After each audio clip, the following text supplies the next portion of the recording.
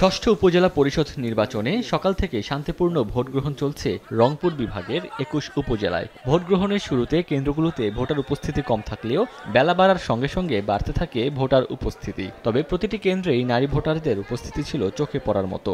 শান্তিপূর্ণ পরিবেশ বিরাজ করায় সকালে বিভিন্ন কেন্দ্রে অসুস্থ শরীরে ভোট দিতে দেখা যায় বয়স্কদেরও। ভালোভাবে ভোট দিছি, কোনো সমস্যা হয় নাই, কোনো গ্যামজাম নাই, সুস্থ মতনে ভোট দিচ্ছি। পরিবেশ অনেক ভালো, আমরা ভোট সুন্দরভাবে দিছি। আমি একজন তরুণ ভোটার, আমার জীবনের প্রথম ভোট এটাই। ভোট দিয়ে আমরা খুব সন্তুষ্ট, যেখানে খুব সুশৃঙ্খলভাবে ভোট হচ্ছে। এদিকে মিঠাপুকুর উপজেলায় রংপুর ৫ আসনের সংসদ সদস্য জাকির হোসেনের ভাইয়ের নেতৃত্বে জাল ভোট দেওয়ার অভিযোগে ২ জনকে আটক করা হয়। জাল ভোট তারা দিয়েও ফেলে, দেওয়ার পরে আইন শৃঙ্খলা রক্ষাকারী যে লোকজন আছে তাদেরকে ভেতর থেকে জানালে তাদেরকে দৌড়ে ২ জনকে ধরা যায়, আর বাকিরা দৌড়ে পালিয়ে যায়।